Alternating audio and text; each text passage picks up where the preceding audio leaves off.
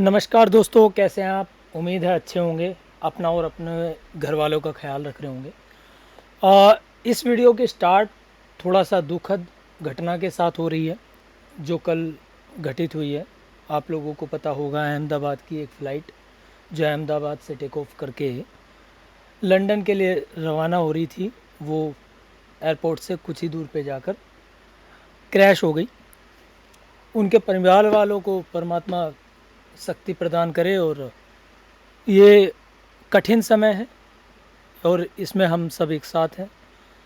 तो दोस्तों, आज की जो स्टोरी है वो कुछ इस तरह की है। जो कंपनी है, जिस कंपनी के बारे में मैं बताने वाला हूँ, मैं सबसे पहले एक बात कहना चाहूँगा कि अगर इंसान चाहे तो क्या नहीं कर सकता। बिल्कुल इसी तरह की इस कंपनी की शुरुआत थी। कंपनी बहुत छोटे से लेवल से स्टार्ट हुई। कंपनी के अंदर फैमिली और फ्रेंड्स को रखा गया और वहाँ से स्टार्ट की। आज के समय में ग्लोबल लीडर है ये कंपनी। जिस तरह की चीज़ें ये प्रोड्यूस करती है, तैयार करती है, वो वर्ल्ड लेवल पे रिकॉग्नाइज होते हैं। और अच्छी अच्छी बड़ी कंट्रीज़ जो हैं वो इनों का प्रोडक्ट बाय करती हैं। तो मैं बहुत ज़्यादा घुमा के बात नहीं करूँगा, सीधा बात कर लेते हैं। चंद्रकांत गोगरी इसके फाउंडर हैं। 1975 में एक कंपनी स्टार्ट करते हैं। क्योंकि केमिकल इंजीनियर थे तो उन्होंने अपने एजुकेशन और पैशन को कंबाइन किया और एक नया सपना देखा कि भाई मेरे को एक केमिकल इंडस्ट्री लगानी है इंडिया के अंदर। और मैं 1975 की बात कर रहा हूँ, तो स्पेशली आप लोगों को ध्यान देना चाहिए कि 1975 में ये सब एक सपने बराबर था। क्योंकि उस समय केमिकल इंपोर्ट किए जाते थे, ना कि एक्सपोर्ट किए जाते थे। उस समय इंडिया के अंदर केमिकल प्रोड्यूस नहीं होते थे। उस समय डोमिनेंस था इंपोर्टेड केमिकल का। उनों के प्राइस भी बहुत कम हुआ करते थे और क्वालिटी में भी वो बेहतर होते थे।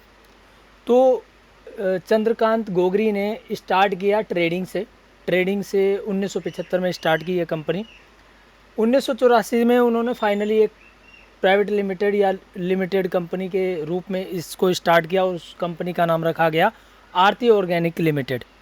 आरती ऑर्गेनिक लिमिटेड के अंदर उन्होंने अपने भाई राजेश गोगरी और दो दोस्तों के साथ इस कंपनी की शुरुआत की। 1986 के अंदर उन्होंने पहला कारखाना अपना तैयार किया, यानी फैक्ट्री तैयार की। फैक्ट्री थी सरीगम, ये गुजरात के अंदर एक जगह है वहाँ पे।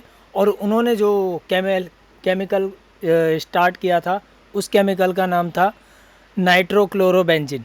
इस केमिकल का जो इस्तेमाल होता है वो होता है दवाओं के अंदर, रंग के अंदर और एग्रीकल्चर के अंदर, कीटनाशक जिसे कह सकते हैं हम लोग। 1990 में उन्होंने अपने कारखाने को और बड़ा किया और उसे वापी के अंदर स्टेबलाइज किया। और धीरे धीरे इस कंपनी का नाम थोड़ा फैलने लगा, लोगों को पता चलने लगा। 1994 से 95 के बीच में इन्होंने अपनी कंपनी का नाम आरती ऑर्गेनिक से चेंज करके आरती इंडस्ट्रीज़ लिमिटेड रखा। 1997 में आरती इंडस्ट्रीज़ के अंदर आरती ऑर्गेनिक और सेल्विगोर लेबोरेटरीज, जो कि इन्हीं की अपनी छोटी छोटी दो कंपनियां थी, उन दोनों को मर्ज कर लिया गया। तो ये कंपनी और बड़ी हो गई और बड़ी होने के साथ साथ इनों का प्रोडक्शन मल्टीप्लाई होने लगा। आज के समय की बात करें तो इस कंपनी के पास 200 से ज़्यादा केमिकल बनाने की पावर है, जो कि आज के समय में बनाती भी है। और 60 से ज़्यादा देशों में एक्सपोर्ट करती है केमिकल, डोमेस्टिक डिमांड के साथ साथ। और सबसे ज़्यादा जो इनों की कंजप्शन होती है वो यूके और यूएस में होती है। यूरोप के बहुत सारी कंट्रीज़ हैं जिनों के अंदर इनकी स्ट्रॉन्ग प्रेजेंस मिल जाएगी। अब बात कर लेते हैं इनके पास कितने एम्प्लॉयज़ हैं, कौन इनके लिए काम करता है। तो कुल मिला के अगर एम्प्लॉयज़ की बात करें तो इनों के पास 6100 से भी ज़्यादा एम्प्लॉयज़ हैं और उसके अंदर 150 से ज़्यादा साइंटिस्ट हैं। क्योंकि इनों का काम R&D का भी है, तो R&D के लिए स्पेशली इन्होंने स्पेस है इनके पास जहाँ पे R&D होती है। प्लस मैं एक चीज़ बताना भूल गया, क्योंकि इनों के पास दहेज करके एक जगह है गुजरात के अंदर, वो SEZ कैटेगरी में आती है। SEZ अगर आपको नहीं पता होगा तो स्पेशल इकोनॉमिक जोन होता है जहाँ की गवर्नमेंट आपको टैक्स रिबेट देती है। वहाँ से ये 100% एक्सपोर्ट करते हैं। तो यानी डबल बेनिफिट इनको गवर्नमेंट से की साइड से मिल जाता है।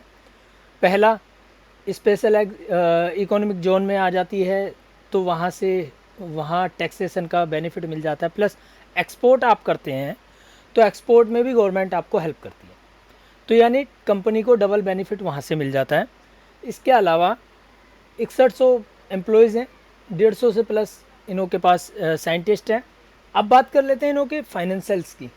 फाइनेंशियल्स क्या कहते हैं, कैसे हैं फाइनेंशियल्स, बेकार हैं, अच्छे हैं। उसके बाद रेटिंग की बात करेंगे, यानी कि फ्यूचर के आखिर जो ब्रोकरेज फर्म है, अच्छी बड़ी कंपनीज़ हैं, वो इस कंपनी को किस तरह से देखती हैं। तो दोस्तों फाइनेंशियल ईयर 2024-25 की बात करें हम तो 7271 करोड़ का इनका बेनिफिट था, यानी रेवेन्यू था, जिसके अंदर लगभग 331 करोड़ का इनका नेट प्रॉफिट था। और अगर बात की जाए क्वार्टर की बात करी जाए तो इनों का जो Q1 था उसमें इन्होंने 31% की हाइक अचीव की थी, यानी कि प्रीवियस ईयर के सेम क्वार्टर की अगर बात की जाए उससे 31% ज़्यादा इनको रेवेन्यू क्रिएट हुआ था। तो यानी देखा जाए क्वार्टर टू क्वार्टर तो बहुत अच्छी बात है। बट मैं एक चीज़ और बता देना चाहता हूँ, पिछले 5 साल का अगर आप एनालाइज करेंगे तो इनकी सेल थोड़ी सी धीरे हुई है, बट वो भी 11% के आसपास बैठती है। अब बात कर लेते हैं इस कंपनी की को रेटिंग्स किस तरह की प्रोवाइड की गई हैं। तो रेटिंग्स एम्बिशन बॉक्स करके एक ब्रोकरेज फर्म है, रेटिंग प्रोवाइडर हैं। उन्होंने 4.1 की रेटिंग दी है 5 में से, जो कि देखा जाए तो अच्छी है, नो डाउट, क्योंकि उन्होंने इस कंपनी के जो फ्यूचर जो टारगेट डिसाइड किया वो 550 से भी ज़्यादा का किया है। हालांकि कुछ बड़ी फर्म्स, ब्रोकरेज फर्म्स हैं जो ये कहती हैं कि अगर 5 साल से ज़्यादा आप इस कंपनी का शेयर होल्ड करते हैं तो आपको रेट यहाँ पे 1000 प्लस दिख सकते हैं। इसके अलावा अगर बात करेंगे तो UBS आपको पता होगा, एक रेटिंग फर्म है, ब्रोकरेज फर्म है।